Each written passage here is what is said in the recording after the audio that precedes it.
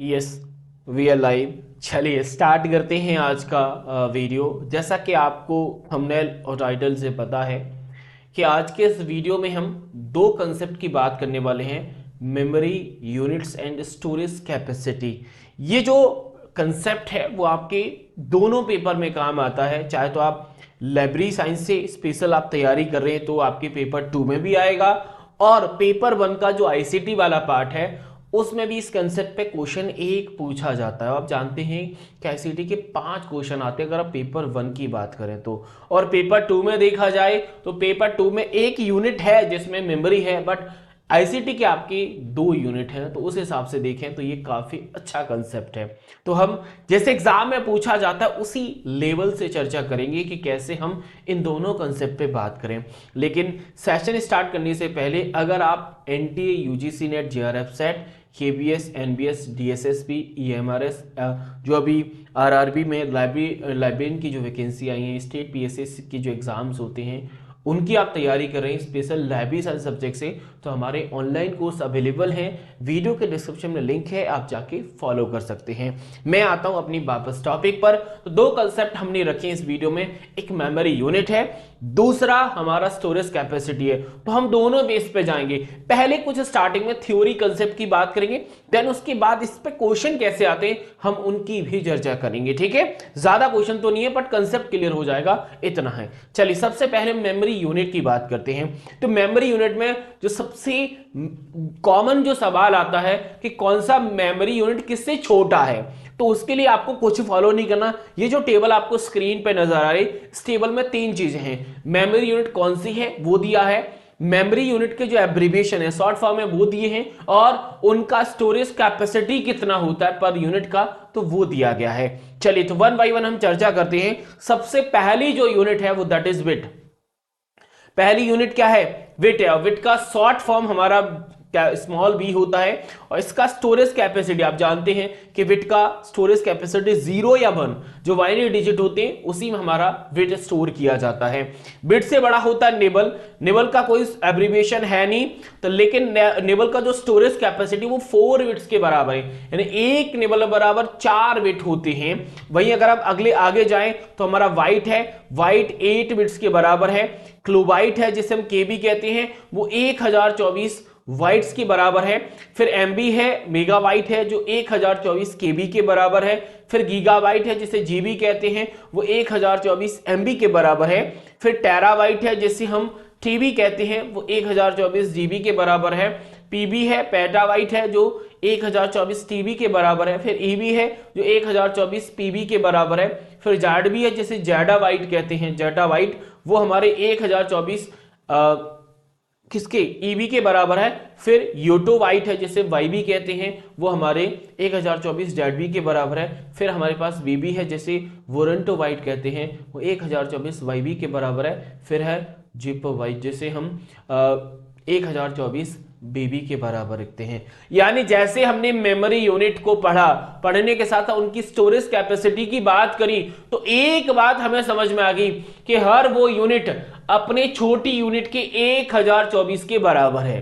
जैसे अगर मैं यहां पर पूछूं आपसे कि हमारा जो जेठा है वो किस मेमोरी यूनिट के बराबर कितना है, तो जैसे हम जेडबी कहते हैं, तो जेडबी से छोटा क्या है, तो जेडबी से अगर आप छोटा देखेंगे तो हमारा ईबी है यानी एक्साबाइट है, तो जेडबी बराबर 1024 ईबी होगा, ये कंफर्म है।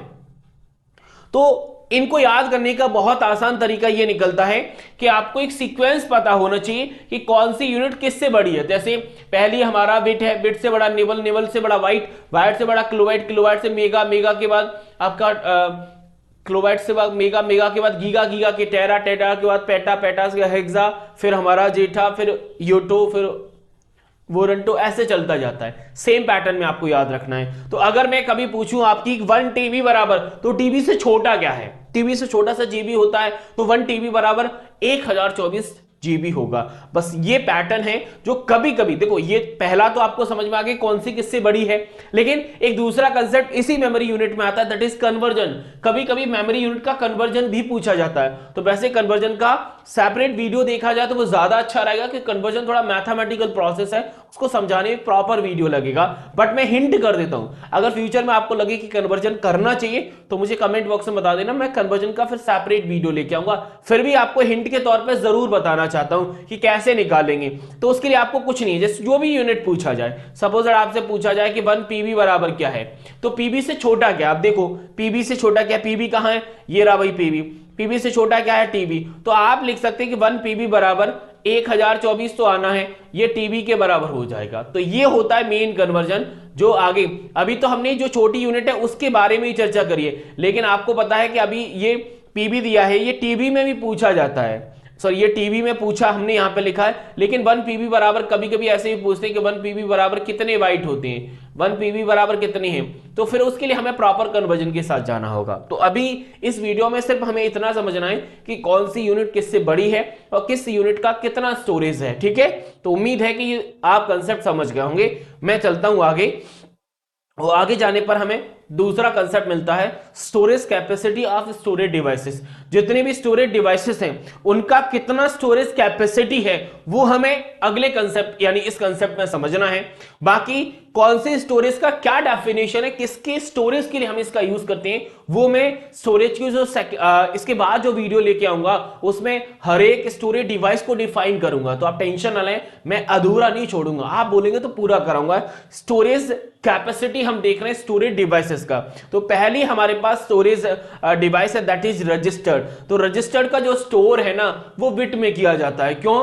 क्योंकि रजिस्टर्ड सबसे छोटी स्टोरेज यूनिट है जिसे हम स्टोर के लिए करते हैं, बट इसका स्टोरेज जो कैपेसिटी है वो सिंगल बिट होता है। इसीलिए अगर रजिस्टर्ड का स्टोर कभी पूछा जाए आपसे तो आप कहेंगे कि इसका स्टोर बिट में किया जाता है, और हमारे मेमोरी यूनिट का सबसे छोटा यूनिट बिट है, तो इसीलिए रजिस्टर्ड सबसे छोटी यूनिट है अगर आप दूसरी स्टोरेज डिवाइस में कंपैरिजन करें तो।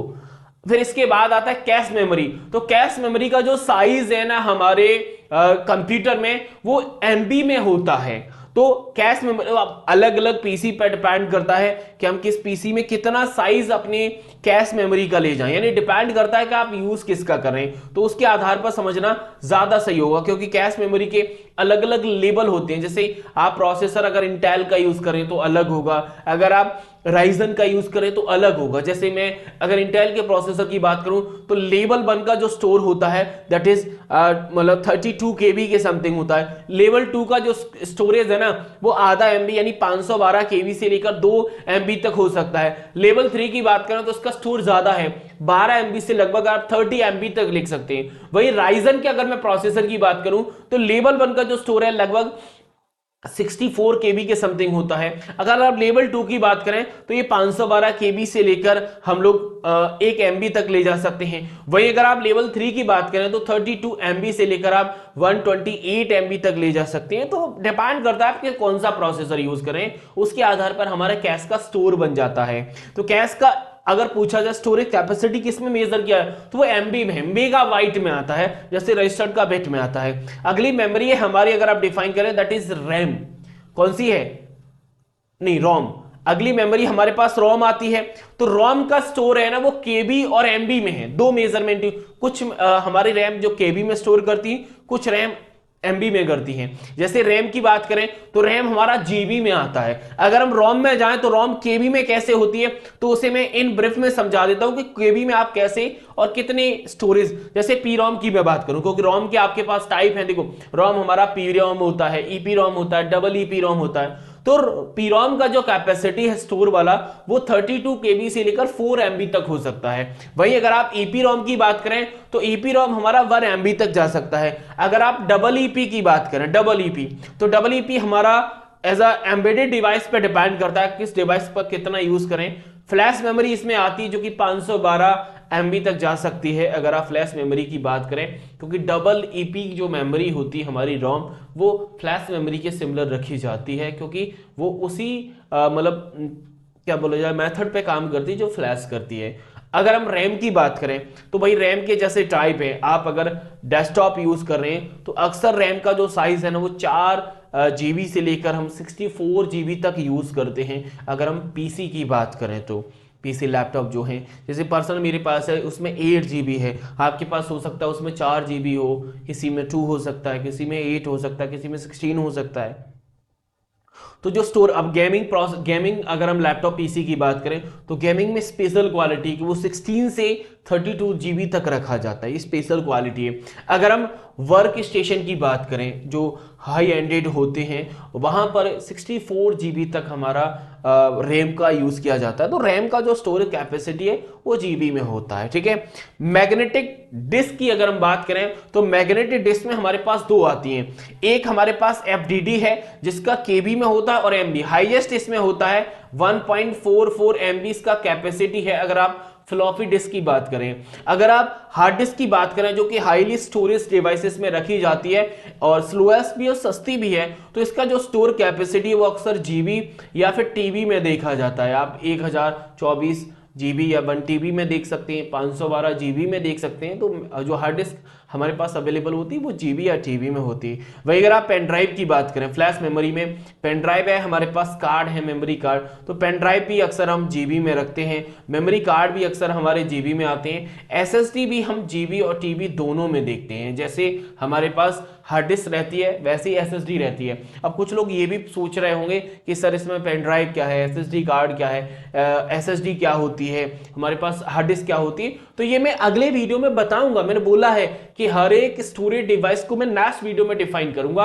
अभी मुझे यहां पर सिर्फ इतना बताना है कि किस मेमोरी स्टोरेज का कितना स्टोरेज हो सकता है, ठीक है। चलिए अगली मेमोरी जो स्टोरेज डिवाइस है वो हमारे पास ऑप्टिकल डिस्क है। ऑप्टिकल डिस्क में हम तीन मोस्ट पॉपुलर रखते हैं, सीडी, डीवीडी और बीडी। अगर हम सीडी की बात करूं तो सीडी का जो स्टोरेज कैपेसिटी होता है वो हमारा 700 MB तक रखा जाता है। अगर हम डीवीडी की बात करें तो जो स्टैंडर्ड डीबी है हमारा डीवीडी वो 4.7 GB में होता है। बाकी इसके अलग अलग लेयर और अलग साइड वाले होते हैं, जैसे ये सिंगल साइड सिंगल लेयर होती है जो कि 4.7 है। इसका अगर डबल कर दें तो हमारे पास 9 पॉइंट कुछ 8 पॉइंट कुछ हो जाता है। फिर आप डबल लेयर सिंगल लेयर की बात करें तो 9.04 होता है। तो ऐसे इंक्रीज होता जाता है। वहीं अगर आप बीडी की बात करें, बीडी ब्लू रे डिस्क जैसे कहते हैं, इसके 3 वर्जन आते हैं। एक हमारा सिंगल लेयर आता है जो 25 GB होता है, एक हमारा डुअल लेयर आता है जो हमारा 50 GB का होता है, एक इस डुअल लेयर का भी डबल होता है जिसे हम बीडी एक्सएल कहते हैं, वो 100 GB का होता है। तो आप ये कह सकते हैं कि सीडी का जो स्टोरेज कैपेसिटी है वो एमबी में होता है, डीवीडी का जो कैपेसिटी है वो जीबी में होता है। 4.7 से लेकर 17.08 तक हमारा डीवीडी है। वही अगर आप वीडी ब्लू रे डिस्क की बात करें, इसका स्टोरेज 25 GB से लेकर 100 GB तक जाता है। सबसे बड़ा storage as a storage devices देखा जाता है दैट इज मैग्नेटिक टैब। इसका स्टोरेज आपका 185 TB 185 टेराबाइट होता है।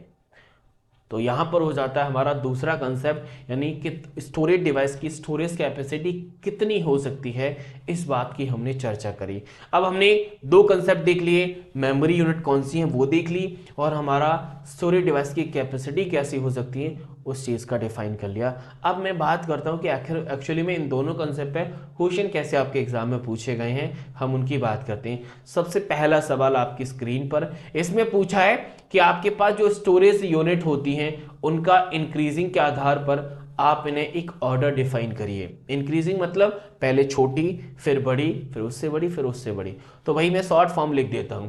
देखो यहां पर एक्साबाइट है, इसे हम ईबी कहेंगे, ये जेटाबाइट है इसे हम जेडबी कहेंगे, ये पेटाबाइट है इसे हम पीबी कहेंगे, और ये आपका बाईबी है यूटोबाइट। तो बड़ा कौन होगा? तो बाईबी बड़ा होगा, ये बात कंफर्म है।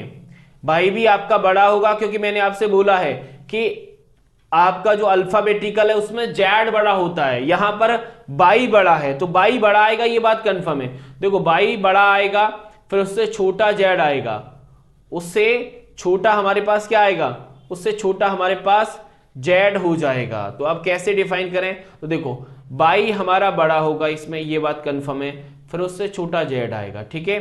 तो देखो लास्ट में 4th होना चाहिए, फिर उसके बाद सेकंड होना चाहिए। लास्ट में 4th यहां पर है और सेकंड यहां पर है, मुझे ऑप्शन नंबर सेकंड सही लग रहा है। यानी पीबी पीबी से बड़ा ईबी, ईबी से बड़ा हमारा जेडबी, जेडबी से बड़ा बाईबी हो जाता है। तो option number second is the correct answer.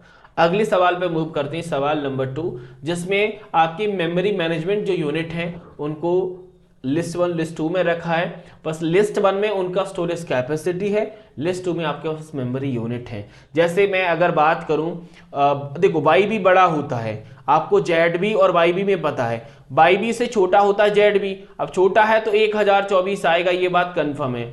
छोटा है तो आपका भाई 22 से छोटा जेड होता है, तो सीधा हमें पता है कि 22 से छोटा जेड है तो जेड 1024 आ जाएगा। अब देखो ईवी से छोटा क्या होता है सर, पीबी होता है, ये बात कंफर्म है। तो पीबी छोटा है तो इसका मतलब 1024 यहां पे भी आना है। बीबी से छोटा बाई बी होता है तो यहां पर हमारा 1024 आ जाएगा। और जेडबी से छोटा क्या है, तो जेडबी से छोटा हमारा ईबी हो जाता है, तो 1024 यहां पर आ जाएगा। अब मैंने आपका मैचिंग करा दिया।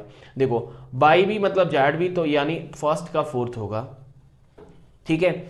ईबी से बड़ा हमारा पीबी होता है, ईबी से बड़ा हमारा क्या होता है सर, ईबी से बड़ा पीबी होता है।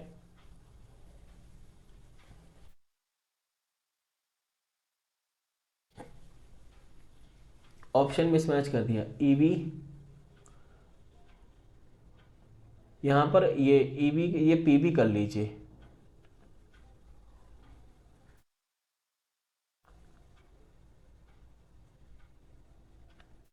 नहीं ये तो गड़बड़ हो जाएगी, जस्ट वेट। ऑप्शन मिसमैच लग रहा है, मुझे लग रहा है कोई ऑप्शन मैंने सही नहीं किया।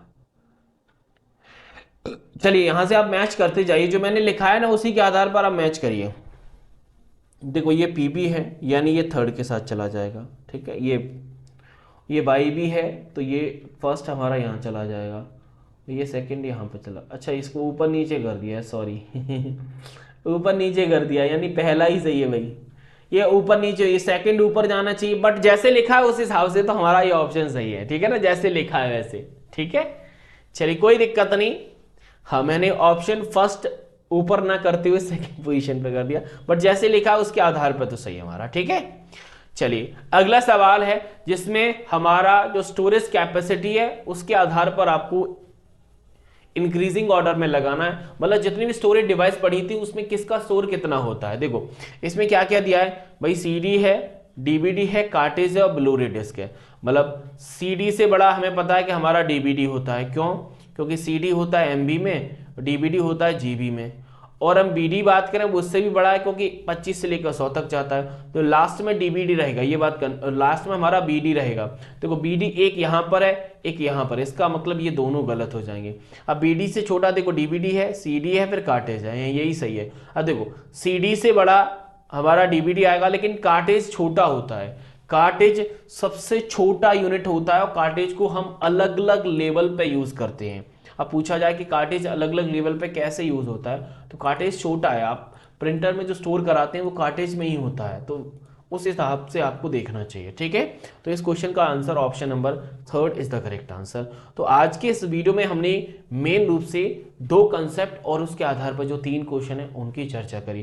कंसेप्ट हमारे मेमोरी यूनिट के थे और स्टोरेज कैपेसिटी स्टोरेज डिवाइसेस की हम लोगों ने देखी। हाँ मेमोरी यूनिट में कन्वर्जन सेपरेट हो जाता है, तो कभी लगेगा मुझे कन्वर्जन कराना चाहिए तो मैं अगले जो आगे आने वाले वीडियोस में बताऊंगा। बट जो अगला वीडियो होगा उसमें हम स्टोरेज जो कैपेसिटी है, सॉरी स्टोरेज जो हमारे डिवाइसेस हैं उनका यूज हम कहां पर कैसे करते हैं और कौन कौन से स्टोरेज टेक्नोलॉजीज होती हैं उनकी हम चर्चा नेक्स्ट वाले वीडियो में करेंगे और फिर उनके क्वेश्चंस भी करेंगे। जैसे पैटर्न हमने इस वीडियो का अपनाया है कि पहले कुछ थ्योरी कंसेप्ट की बात करें देन उसके बाद कुछ प्रैक्टिस क्वेश्चन, वैसे हम अगले वीडियो में चर्चा करेंगे। अगर आपको वीडियो में कोई डाउट क्वेरी है तो आप कमेंट बॉक्स या फिर हमारे नंबर पर मैसेज कर सकते हैं। अगर आपको वीडियो पसंद आया तो आप वीडियो को लाइक और चैनल को सब्सक्राइब कर सकते हैं। मैं मिलता हूं फिर आपको नेक्स्ट वीडियो में, तब तक के लिए थैंक यू, शुक्रिया, राधे राधे।